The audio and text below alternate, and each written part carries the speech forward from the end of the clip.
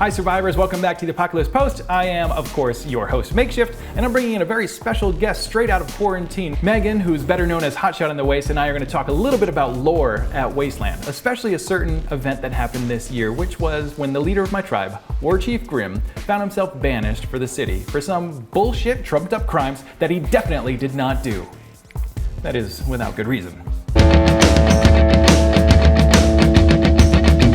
If you've been wondering if events like Wasteland Weekend are LARPs, that's live action role playing for the uninitiated, we're going to go over that. And if you've been wondering if you need to be in character the entire time at the festival, we're going to go over that. And if you're wondering what the best way to get involved in lore at events like this is, we're going to go over that too. And of course, we're going to see actual footage of how things played out for the 10-year Wasteland icon known as War Chief Grimm of the Dukes of the Nuke when the hammer came down.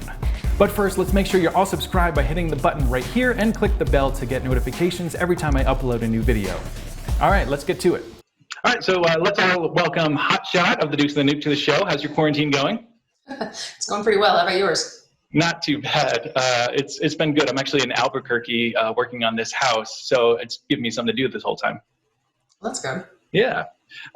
But yeah, let's get right into it. So the first thing that comes up is LARPing versus role-playing versus just showing up to a festival. So is Wasteland Weekend a LARP? No, I think most people who attend would not consider it a LARP. LARPs tend to have really structured rules and combat of some sort or another.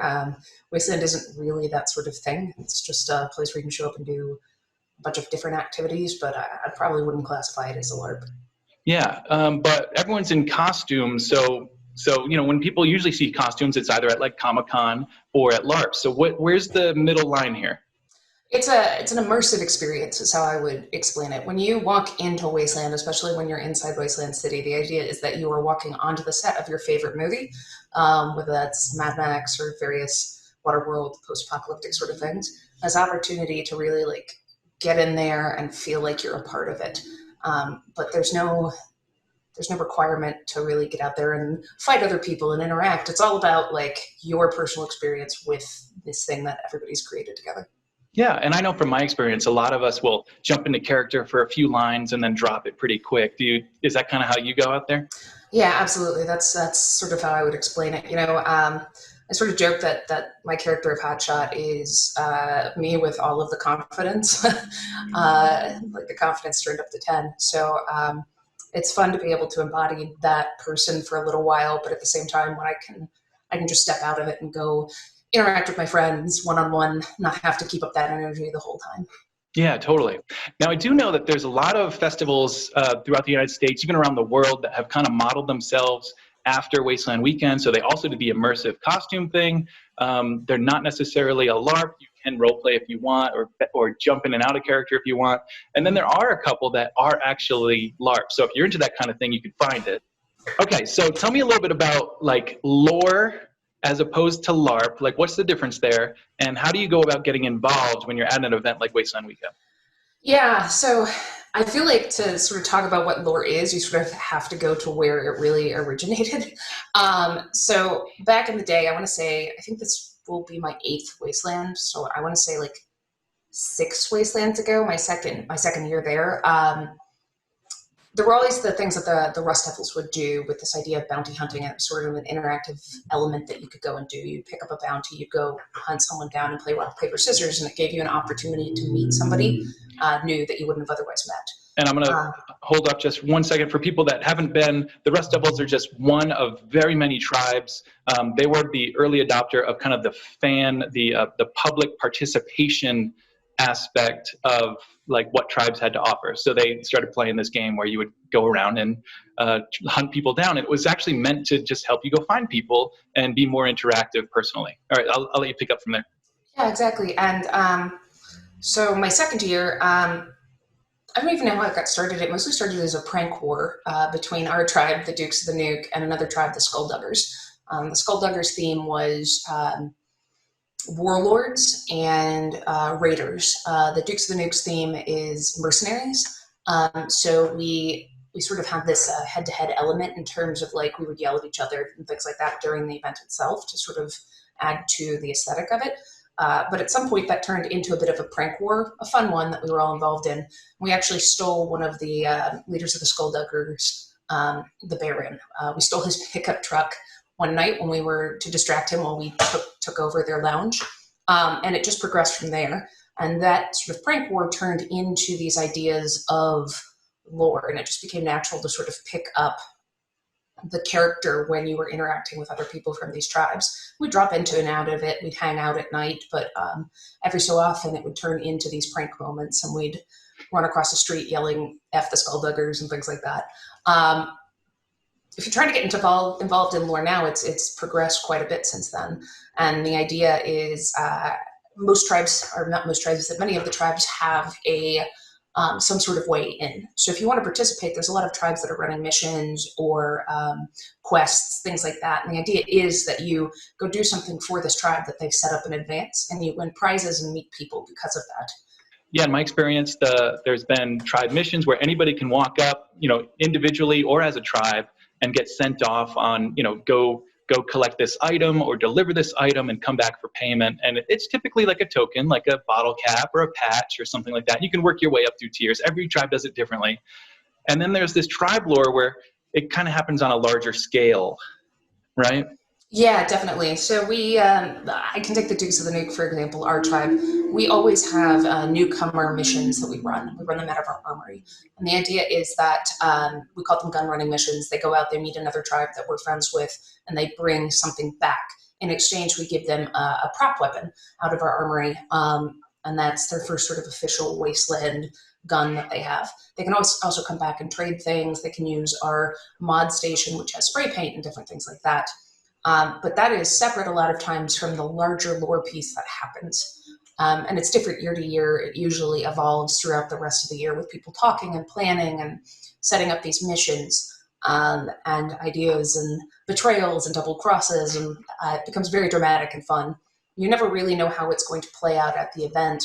So the best way to sort of get involved in the larger lore is to introduce yourself to people and make friends, and in some cases participate in the smaller lore missions. If you're really into it and you really like it and you're really excited by it, you'll inevitably get pulled into it.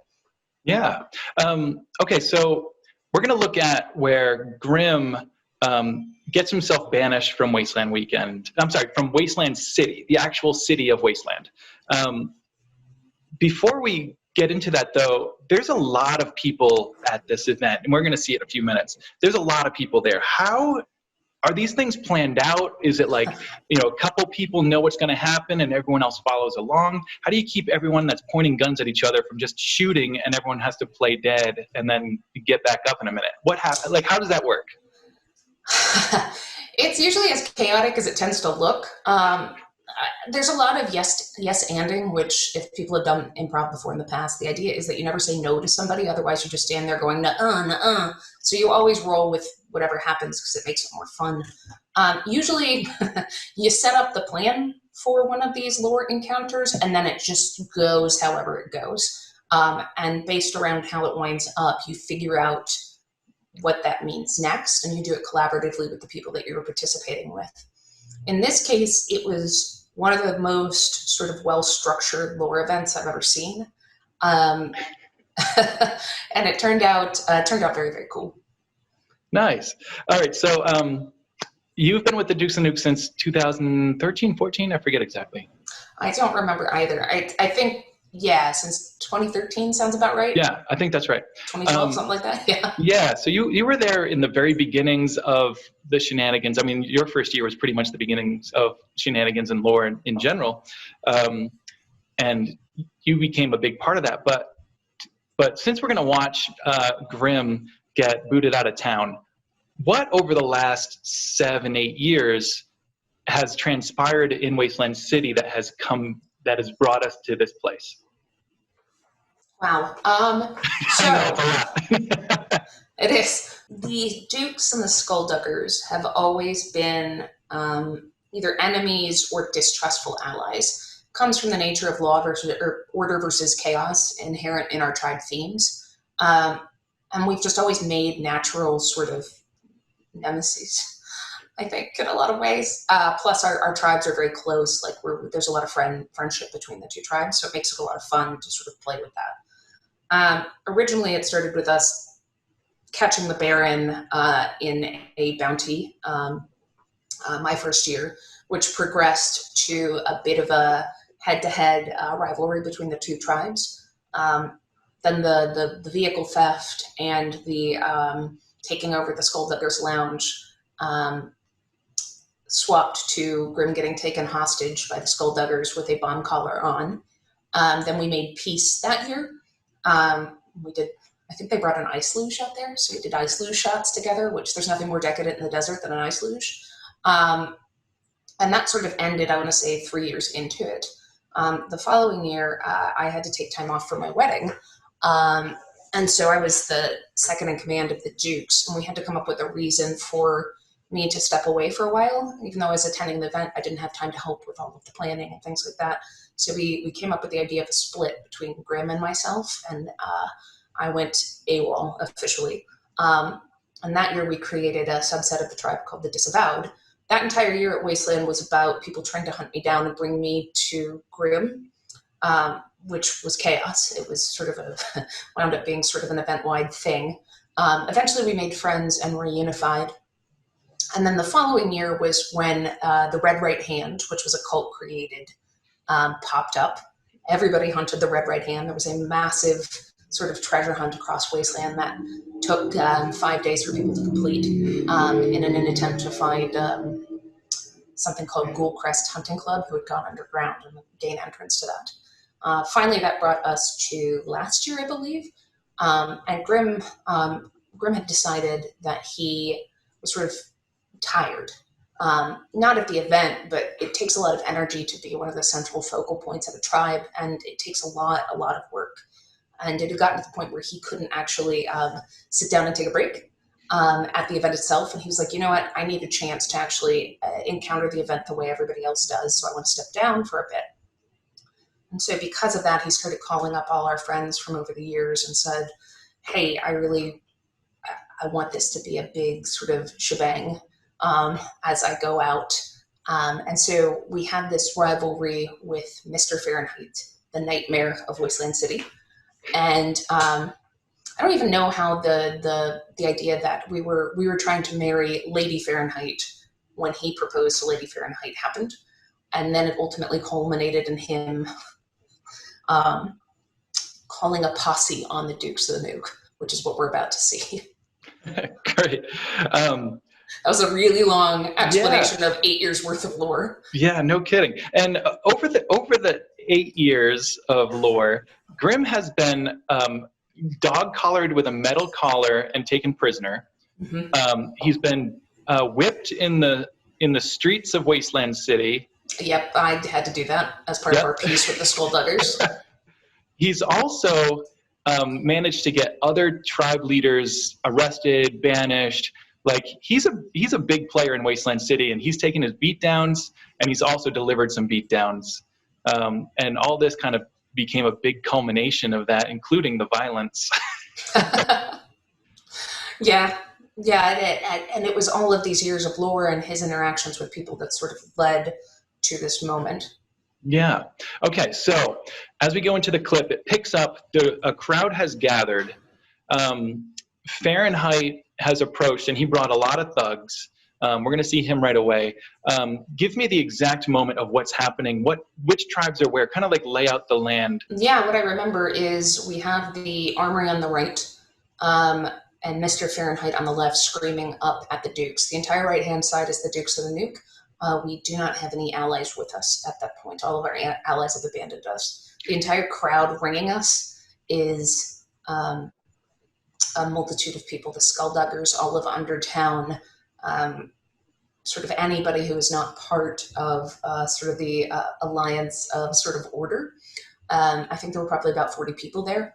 And then directly in front of the camera are our only sort of neutral party allies, the buzzards, Boneyard Buzzards. All right, so let's get into the video.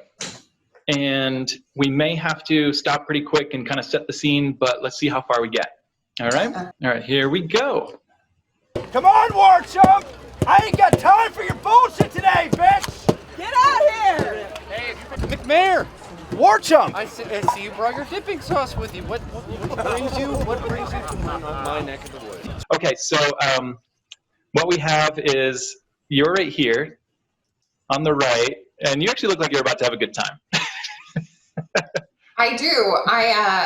I would say at this point, none of the Dukes realized how bad it was about to go. So you can see across from us on the far side, Children of Aesir, who up until this point were allied with us. That's these guys? And that's those guys right there. Yep. And everybody to the right is just about, that's all Dukes. Yeah. With and some over of the here folks, too. and over there too, with some of the folks directly in front of us with beer cans and the hood being various allies or just neutral parties. Yeah.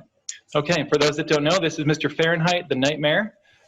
This is Grimm, the Dukes of the Nuke War Chief. All right, let's just pick it up from there, huh? What brings you to my neck of the woods? It's real funny you mention that because I'm tired of your bullshit. I'm tired of your smug, shitty face. I'm tired of your bad attitude. Okay, so where's all your paperwork? Lord Marshal, present the warrant. I have here. Soldiers, make sure the Dukes don't do anything fucking stupid. Come on, go. Let's Put your arms I've down. never stood down on anything. written here by Mr. Fahrenheit himself, a warrant for the arrest of War Chief Grimm for the crimes of kidnapping his wife, among other things. And I will now read to you the rest of the crime. We have a fucking pardon. Oh, you do? Yeah, we do. You gave it to us. Yeah. Well, Well, that's a change, I damn guess. shame. You piece of shit. Such a piece of shit. I'd forgotten I didn't have a voice. I was like, who's that yelling? That's me. Oh, yeah. So something to keep in mind first thing, Anthony is actually wielding a pistol that was mine at one point that he traded for. So that is ultimate Mr. F, Mr. Fahrenheit, ultimate insult to injury. But prior to this, we had made a deal with the sheriff, this guy directly in front of you with the long hair and beard. We had made a deal with him and gotten a pardon for our supposed crimes. So they showed up and basically arrested Grimm anyway, despite the fact that we had a pardon from the daymare. Right on. Oh, and who's this guy right here? That's Mongo. He is our head MP, and he has been the party chief when, for a while, he had forgotten that. Yeah. So basically, what we're looking at here is this is the three officers of the Duke that are the highest ranked. Am I right? Yeah, I think yeah. We're the Duke's kind of going for rank, so I would assume that's sort of where the three highest ranking officers of the tribe. Yeah. Okay. Awesome. All right. Let's pick it up. War Chief Grimm, you have been found guilty of starting an illegal cartel. What? Production and distribution of arms and armament without a permit. They were there when I got there. Gross negligence with a nuclear arm. Improper use of an ejection seat. Impeding law officers. Is comfort illegal? Contaminating a crime scene. Oh. Operating a mercenary organization without a permit. What fucking permit? Grand larceny. Manslaughter. Extortion. Threatening waterfowl. Distribution of illegal narcotics. Raising a militia without a permit. Public indecency. Oh, I'm sorry, I had to write on the side here. Because it was so long, I had to continue on the side of the page. Oh, no, I understand. Yeah. Smuggling. Yeah. Murder. Yeah. Blackmail. Conspiracy. And propaganda. Wow, that's a lot. Take him to All right. I'm gonna stop for a second there. That was a long list. How much of that is real? I'm not sure in the Wasteland if you could consider normal combat murder. I certainly myself have never seen the need for a permit to deal any sorts of arms. Right? Yeah, that's what I was wondering. It seems like a lot of bureaucracy, politics happening here. Very much so, which is not something that the end of the world truly needs. Right. Yeah, and we're supposed to be living in a dystopian society. I know some people are trying to build that back up, but what the hell? I'm not also sure what public indecency even refers to at that point. Right? Yeah. Yeah. Oh, the one that stands out to me, threatening waterfowl. What does that mean?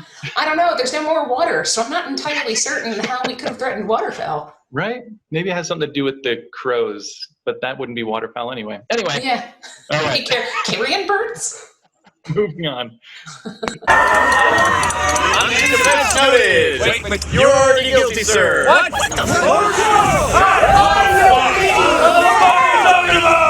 Oh, what a surprise! Scum of the earth is guilty of all crimes. Too long you've been a blight on this city. Your arrogance, your pride, trying to... Kettle black. That's neither here nor there. Thank you. Days I work for the benefit of the city instead of being trashed on a regular daily basis. I should have you and all of the Dukes of Nuke put to death.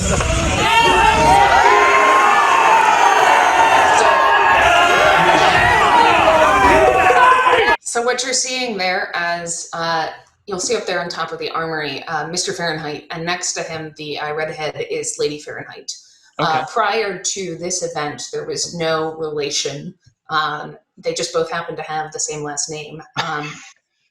And she, this event, this Wasteland, Mr. Fahrenheit, the Nightmare, had proposed to her, but the Dukes were concerned about the potential ramifications that that might have to the stability of Wasteland City. And so Grimm sent, HotShot sent me out to propose to her as well. And we, with the help, I might add, of the other buzzards, the rest of her tribe, kidnapped her and brought her back and said, hey, we're not holding you for long. We just want you to think about this and think about our proposal. So in the end, she decided to go with the Nightmare, Mr. Fahrenheit. And what you saw there was her leaning in when he threatened to put all the Dukes to the death and grabbing him to ask for mercy on the eve of their wedding. There are so many subplots going on here. So many subplots. I mean, it's basically Game of Thrones that we're looking at. Basically. I can't help but notice that WarChief Grimm was still armed at this point. So there's still a chance that he might escape this. There is. You know, you can't counter Duke down even when they are disarmed, one might say. So there's always a chance. Yeah, but we're about to see something that just shuts down any hope he's got, and let's check it out. Dead. For my lovely wife, Marshall. Hey. Part of these gun runners. The crimes are levied solely on the war chief and not on the mercenary organization as a whole. So I will abide by this pardon. Now, Grimm, you issued several ridiculous ransom ideas. Yeah, where's my fucking spatula? You know what? I got a spatula for you. Mickey Bangbang's got it, he's gonna shove it up your ass. Now, you've never been willing to compromise or work for anything for your benefit, but you know who is? You know who is? The party chief, who has time and again seen reason where you won't. Fuck you. Fuck your ransom. But you know what? I ain't gonna fuck the Dukes. Mongo, here's your blood money. Pay it out there, boys. She'll make a fucking scene. Duke, fire your weapons! Fuck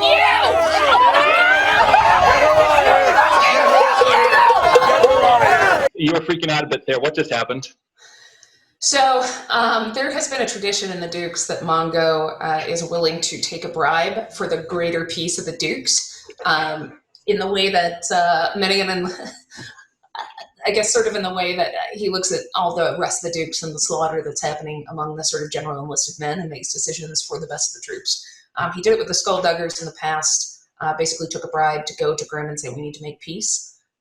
This time, he made a deal with Mr. Fahrenheit so that the rest of the Dukes wouldn't be slaughtered. You know, it remains to be seen if there was more to it than that, but at the moment, it was his idea to save the rest of the Dukes. Got it. Okay. It does make sense. Yeah, HotShot, I didn't know that was about to happen. I knew we were going to get paid off somehow, but I didn't know that he betrayed us that way, which is where the small freakout happened. Nice. Okay. Here we. I wound up covered in Mickey Bang Bang's wine after that. I don't know if you saw that, but We're going to see you with Mickey Bang Bang at some point here. Yeah. All right. Moving on. Very well. Now, Lord Marshal, would you succeed? Lord Marshal, suggest that the punishment for these high crimes against this city and the mayoral office would warrant death? Say yes, Lord Marshal. Yes. Phenomenal. Mr. Fahrenheit. Oh, War Chief Magpie. Yes. As what you can I know, do for the you? lady HotShot got engaged today. What? And it is bad luck to kill someone the day someone gets engaged. Oh. And for the love you bear, my co-war chief, we ask for exile. Exile. Exile. For this scum? Set aside your pride for a moment. Forced marriage. And recognize that you've got what you want. Now let Grimm walk out of the city in shame. What say you?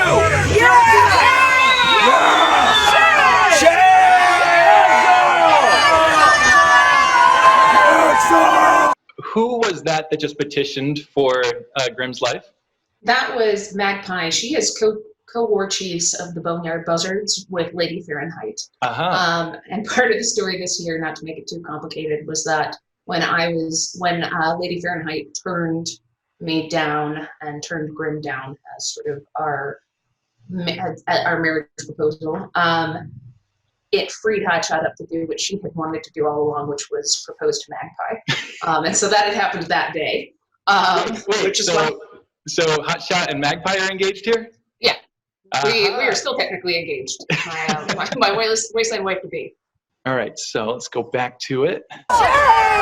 Shame! Very well. Out of the love that I bear my lady wife, on the day of this, you gotta dedicate a phone booth somewhere. how about I shove this so far up your ass, even the daymare can't find it? Executioner! I have decided that we shall implement exile, but first, there shall be a collection of flesh, 10 slashes to the War Chief. I'm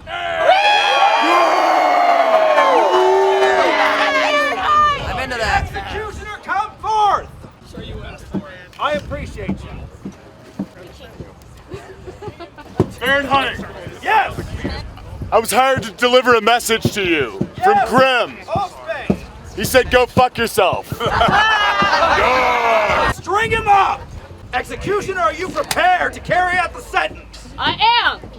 Then Wiley, Oh, that's enough. at your pleasure. Ooh, the pleasure is mine.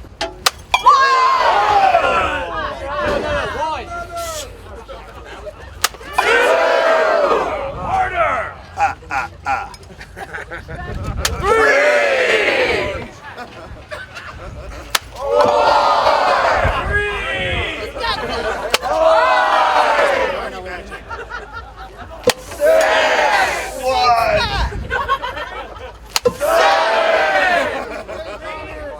All right, so while we're counting up to 10 here, who is this person with this, looks like a cat of nine tails type of deal that's beating on Grimm here?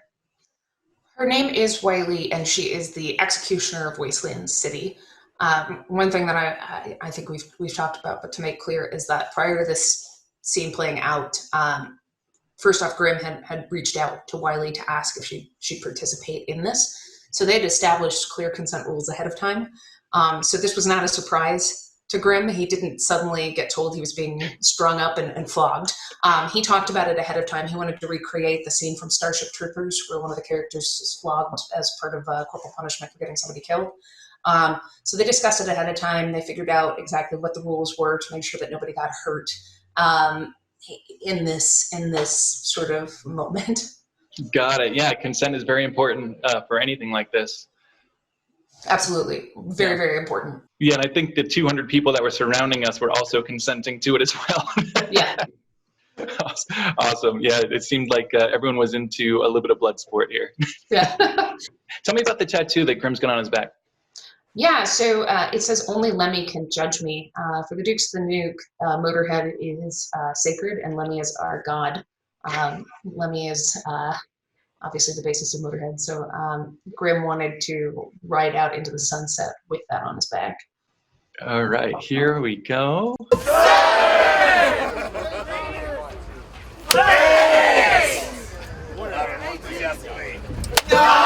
Executioner! Hold! I believe the honor of the 10th should go to Mr. Fahrenheit himself. Thank you, Execution. And you know what, Grimm? This one? This one's for me. Yeah. And for my wife. Not personal. Lord Marshal!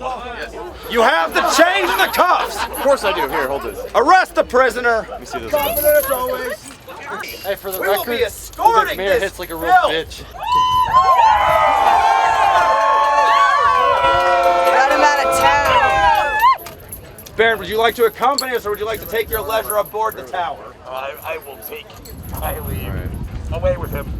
Away with The Baron of Undertown, ladies and gentlemen.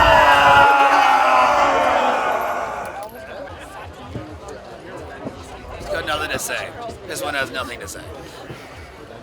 We did an ice luge. Oh, ice luge of peace, Ancient Mickey. history. Ancient. That ice melted. Prisoners ready? There's that shot we were looking for. I think So Mickey what- and I had the same voice by that point. Yeah, no kidding. Yeah, Yeah. there's definitely a Wastelander voice that happens around day 3 when the more vocal Wastelanders have been yelling at the top of their lungs and filling their throats with dust and smoke. So what's HotShot thinking in this moment while she's got a gun to her head and is watching the War Chief embarrassed and about to get walked out of the city? I think HotShot is thinking pure despair and murder. So the gun doesn't matter. That's not the first time that gun's been held to my head. But in this moment, Grimm has always been her best friend, and also like the backstory to the character of HotShot is that she was a feral kid who got picked up by the Dukes and sort of brought into a pack, into a family. So to her, this is like her big brother, her mentor, her best friend getting sort of driven out on the rails when everybody that we've spent all this time making friends with and making peace with and all these people that we thought were our allies are pointing guns at us. It was a dark moment. It sure was. Ah, the prisoner is ready for transport! Make way! Oh, witness! What comes to those who cross the mayors of Wasteland City and put this city in jeopardy time and again? All hail WarChief Grimm, scum of the earth, piece of shit, and all around And an disgusting exile walking. motherfucker. Make way! Behold the fate of criminal scum who crosses the nightmare of Wasteland City! Formation now! Dukes formation! Oh!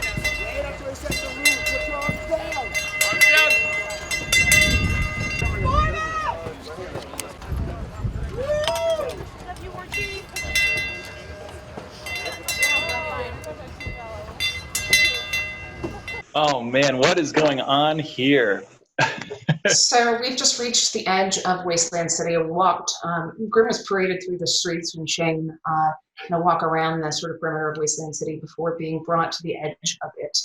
The Dukes formed up as a salute because even those of us who took bribes still respected the War Chief. It was just sort of seen as something that had to be done to protect the rest of us. So we lined up our guns to let him out when we were stopped by the cult of Catmeat and their high priestess Grotch. Oh yeah, and before we get into the cat meat cult, once that bell starts ringing, the parallels with Game of Thrones really shines, doesn't it? Yeah, it really does. I don't even think that was our bell. I think that was Catmeat's bell, and it just sort of naturally evolved from it. But yeah, there's a parallel there. Yeah, no kidding. Okay, yeah. So how does the cult of cat meat come into play here? So the cult of Catmeat is our resident spooky cult of Wasteland. And they do these ceremonies, Catmeat being their god, who's based on an actual cat that somebody found out at Wasteland one year and adopted. and cat meat. Cat meat being the reference to Fallout's dog meat, the dog companion. But they've created a wasteland religion based around cat meat. And they do these blessings where they spray blood onto somebody. And so as part of it, as his final blessing before going out into the wastes, the cult of cat meat arrived and basically says the war chief deserves a final blessing for his journey into exile. Yeah, let's check this out because it is something. It sure is. I don't even know how to describe it, but here we go. War Chief Grimm, your actions have earned you a blessing from Cat Meat himself. Kneel before your God! This is not your end, but your beginning. May your path be paved in war and hatred. Vaya con carne de gato!